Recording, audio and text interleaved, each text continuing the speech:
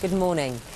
Now, in 1919, 1 year after the First World War ended, thousands of people came here to the cenotaph to remember those who lost their lives. Since then, generations have continued to come to pay their respects.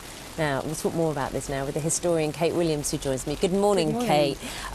Let's just think back to the end of the war, that moment. It was 5 o'clock in the morning, I think, the armistice was signed, and then 11 o'clock when the guns fell and the fighting stopped. How was that celebrated? Yes, 5 o'clock the armistice was signed, and then there was some fighting did continue to 11 o'clock, and then at 11 o'clock, when the time sounded, it was all over for the war across the world. And in the streets, it was announced to all the civilians. So here in London, in the big cities, all across Britain, you saw these absolutely joyous celebrations. People poured into the streets, they were overjoyed. In fact, it is recorded that actually people think like the trams didn't work because no one went to work. They were so excited. But actually, on the fighting front, on the Western Front, the men there were almost too shocked to celebrate. They were too surprised. They were emotionally drained. So they did celebrate. They talked to the Germans. They shook hands and bowed. But it was almost as if they were overwhelmed, really, with what they saw was the future of reconstruction. And although there was jubilation to some extent, but exhaustion, as you say, back here at home, the socio-economic situation was quite bleak, wasn't it? People had been living with rations. People were struggling to understand what the war was about and what the future held.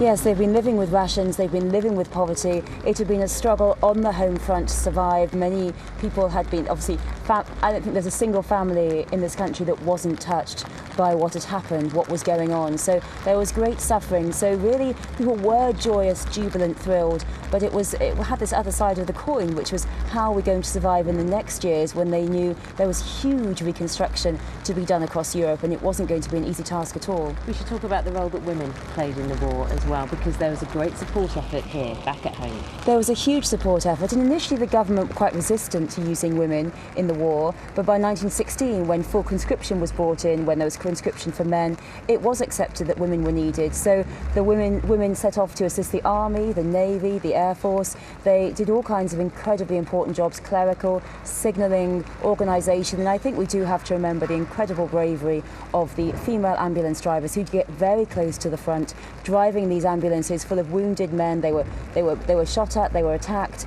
and the bravery of the women on the Western Front, across the fronts, and also here at home when they were working in all kinds of jobs that they'd never worked in before, and they really kept the country going, kept the world going. Kate, this is a good point to talk about one woman in particular.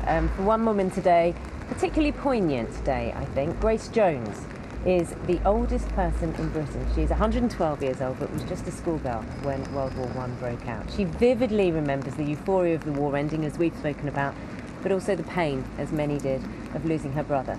David Garmston went to meet her. Lovely to meet you.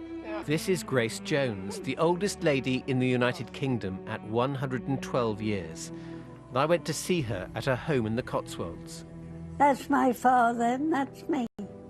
She is one of the very few with personal memories of 1914, when war was declared.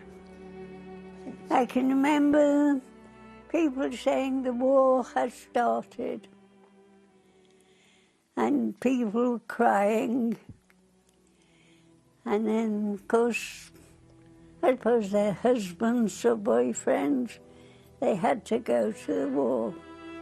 The conflict touched every family, including Grace's. Her brother Tom signed up and served in Gallipoli. There are no surviving pictures of the dashing young man who went to war. He was a lovely brother, but he was in Australia and the war started. I can always remember my father had a letter saying that he should join up. He joined up and he was killed. That was a very sad time.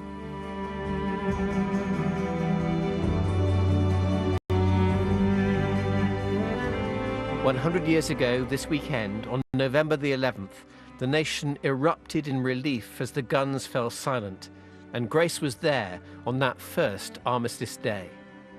People with Union Jacks screaming and laughing and singing. My elder sister took me down where the cars were. There were no cars where I lived.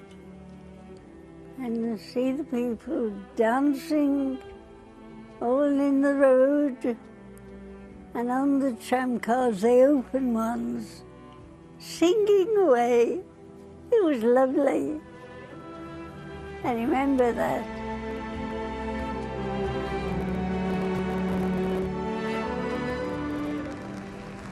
Grace Jones talking there, remembering. And Kate, it's so important to hear stories and to hear the memories of people like Grace 100 years on. A whole generations have no idea really of what happened. It's so important to hear from Grace and what she went through, what she suffered, and what so many people suffered. That brilliant footage that you were showing of the joy and the excitement, but also people's acceptance that things were really going to change.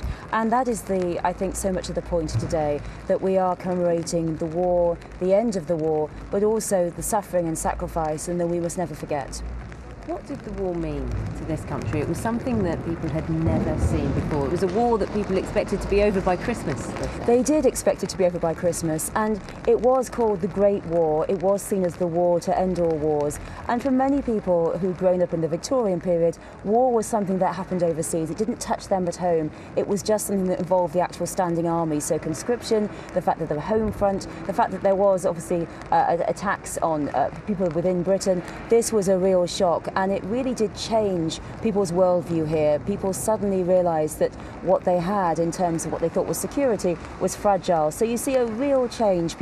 It's a movement towards fragility, and it's a movement towards accepting that the world may not be at peace. But what happens is incredible optimism, this incredible feeling that with this great and terrible and dreadful war, they put an end to war forever. Kate,